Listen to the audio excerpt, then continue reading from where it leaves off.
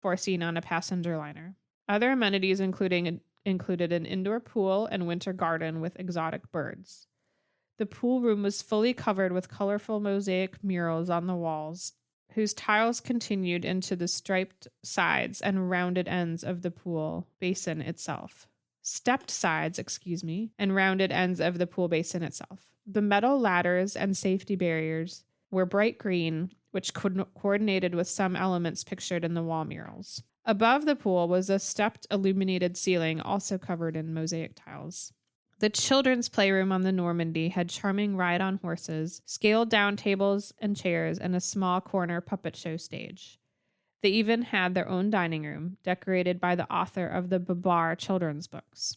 The large number of talented hands involved in the design, installation, and oversight of the Normandy interiors was intentional. The French government, which, to remind you, was subsidizing the ship's construction, wanted to use native craftsmen, giving them work and pay during an economic depression. The thinking was if the government encouraged the French line to hire its countrymen, the craft industry could be sustained. When imagine that giant ship and all that money was definitely sustained a good number of craftspeople. Seeing photos of the interior is more like looking at pictures of the Chrysler building or any impressive non-floating Art Deco structure. That these spaces were all aboard a ship defies belief. Looking at the well-documented ship definitely makes you wish there were more like them, and that cruise ships today had a fraction of the class as the passenger liners of this period. The most incredible ship met a very depressing end.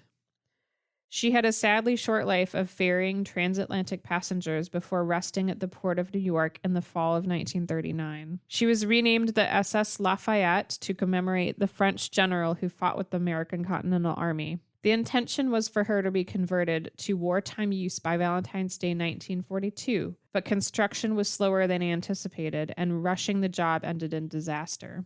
A spark from a welding torch ignited life preservers that should have already been relocated to a different deck. Although the ship had a modern fire suppression system, it had been deactivated during construction. In another sad twist, the prompt New York Fire Department discovered that the foreign fittings on the ship were not compatible with their hoses, so only external firefighting efforts could be applied. It took 5 hours to put out the fire, resulting in 285 injuries and 1 death. The Normandie stayed in the Hudson River on her side until she was righted and floated in late summer of 1943. As a complete loss, what was left of the Normandie was sold for scrap in 1946. There could hardly be a worse fate for such a beautiful ship. And the more that I looked at the pictures of the interior, because of course I went back and forth in the story while I was researching, so I knew the end, and then I looked at more, and then anyway, it boggles the mind how something like that could just end up burning. And there are things that were salvaged, of course, but not, all the tapestries, any fabric, the Aubusson carpets and the chairs and, all the beautiful linens and things, they were all burned. And it's just it's kind of like the situation with Notre Dame, right?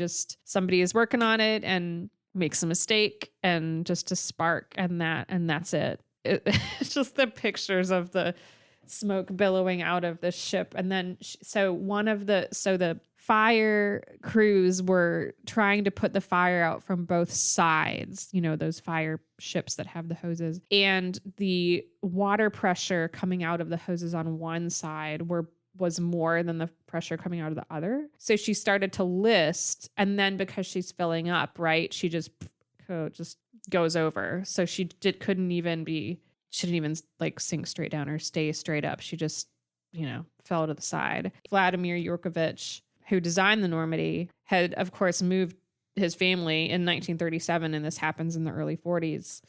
And so he's there, and they didn't let him. So he went down to the dock, but they wouldn't let him through. So after this happens, because he kind of knew how to make the situation better, because he knows the ship, and he knew how to at least keep her from falling over by, I don't know, there was some sort of chamber that was like a balance situation. Anyway, I don't remember exactly. But even after the fire happened and she was sitting at the dock at Pier 88, he came up with all these ways to lift her and try to save her and try to make her a smaller ship, but keep her in service. And they didn't listen to him, which is just even more tragic that the man who designed the ship is trying to save it or at least repurpose it. And it didn't. It kind of just fell on deaf ears. And she was scrapped. It's just so sad. It's so sad. It's like seeing a building get demolished. It's just, right.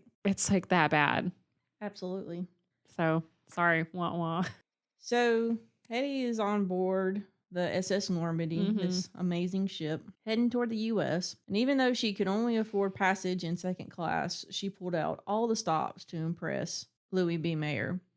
She would show up to dinner, usually accompanied by some incredibly hot guy that she found on board, dressed to the nines in couture and all her jewels that she had taken, from her marriage to Fritz Mandel. Mm-hmm. Her ploy was... She's wearing all of them at the same time. I don't know if she was wearing all of them at the same time, but she does seem to like excess. Right.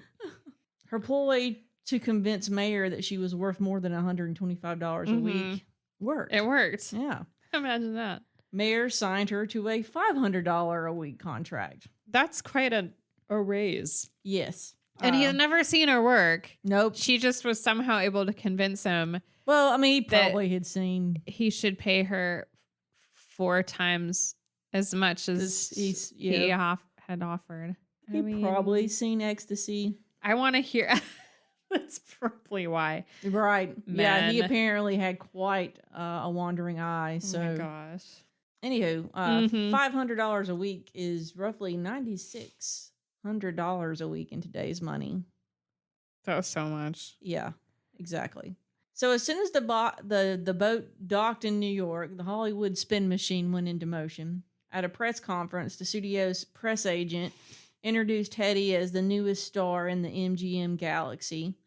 But the press had not forgotten Hedy's scandalous performance in Ecstasy. When asked about her role in the film, Hedy claimed that she had not known about the nudity or the much talked about sex scene when she signed the contract. Mm-hmm. She was only 18 at the time and afraid to voice her concerns to the director. Part truth, part lie. I'm sure, she didn't know about all that until she read the script, but whether or not she signed the contract before she read the script is not known. The reason that this was such a big deal was because the United States was vastly different from Europe. Of course, it still is vastly different from Europe. Yes. It was certainly more easily scandalized. The Hollywood movie machine was ruled by the Hays Code, which was established in 1934, and it was essentially a rigorous set of censorship rules that prohibited everything from profanity to sexual situations. Although there were ways to get around the rules, it took some maneuvering. I believe at one point, one of the movies that Hedy filmed had her in sort of like I think it was a Samson and Delilah, which was a Cecil B. DeMille movie later on in his sort of towards before Sunset Boulevard, but towards the end of his life. And she, of course, was Delilah and had to wear a lot of midriff bearing clothes. Yeah. Well, you were not allowed to show your navel on. So would you just hike it up? You just show a couple inches between your belly button and your boobs? They said that they put a fake jewel in her belly button. Oh my gosh. And that cleared it with the censors. Okay. Yeah. You couldn't show your bare belly button, but you could put a jewel in it. Very, very strange. So Hedy was bound for Hollywood. Once there, the studio set her up in a bungalow that she shared with another aspiring actress, and she commenced waiting. While European actresses were very en vogue, Louis B. Mayer did not have any pictures suitable for Hedy. It's not what he wanted to kind of launch her as her first film. So instead of putting her in a MGM film, he decided to loan her out to Paramount and one of their directors, Walter Wanger, who was... Wanger, Wanger, Wanger. Okay. or Wanger. I don't know. After a couple of months, Mayer loaned Hedy to Walter Wanger at, It's probably Wanger. yeah. It's okay. We don't know. They don't know. I've heard it both I've ways. never heard of him. Actually, interestingly enough, a little aside, there's a podcast where they're dramatizing a really scandalous moment in Hollywood history where Walter Wanger murdered his wife's boyfriend. What? In broad daylight. Nuh-uh. Yeah. And they were doing it more as like a movie. And so John Hamm from Mad Men is playing Walter Wanger. And, oh my gosh. Zoe Deschanel is playing the wife. Unfortunately, we will not be having any Hollywood stars on our podcast. Although I would give my eye teeth to have John Hamm come on and be on my podcast. Yeah. I mean, who wouldn't come to Charleston, right? Like, everyone likes it here. Right? Too many people like it here. Yes, too many people do we like could it send here. like 100 back for one John Hamm. Yeah, I agree. I think we should start a petition. Send back 100 Ohioans for one John Hamm. Okay, so Hedy goes to Paramount and films a movie called Algiers. That's presumably not filmed in Algiers. It's probably filmed on a soundstage. Yes, indeed. Because this is the 30s. So this would be the film that would launch her American career. It was a huge hit. And Louis B. Mayer quickly paired her with Spencer Tracy in a movie called I Take This Woman. This movie would take years to complete, and the end result was just terrible because Mayer had fired multiple directors and had rewritten the script, and then they stitched scenes together from various filmings, and it was just a mess. While this film was being restructured, Hedy was placed in The Lady of the Tropics, which was the first of many films where she would be cast as an exotic seductress. This is very ironic because despite this sort of sex pot reputation, Hedy was actually quite shy and retiring. That's surprising. Actors and actresses that later were interviewed about her said, she she kept to herself. Not in a like bad way or anything. She just, she was definitely not a party animal or anything like that. Her other film where she was essentially typecast into this role of the sex pot, strangely enough, usually an exotic one, like in Lady of the Tropics, she was supposed to be a biracial woman.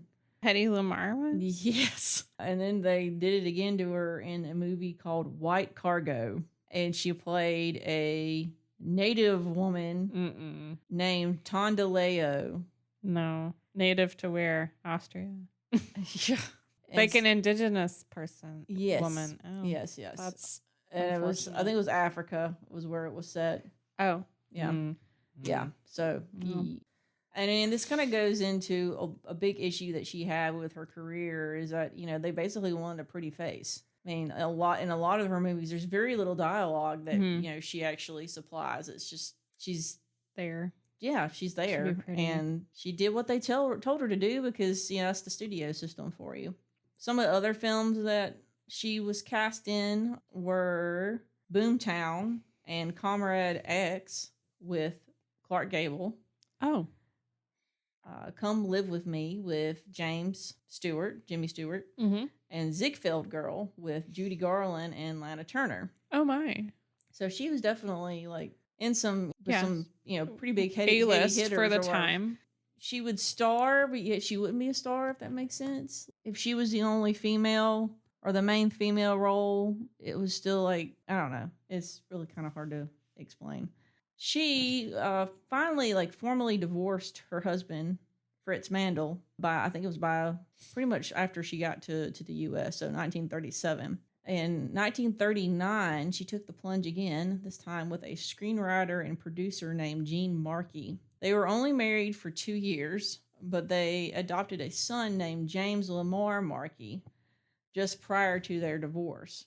She would have a very sad relationship with this adopted son, which I'll explain here in a few minutes. So when America entered World War II following the attack on Pearl Harbor in December 1941, Hedy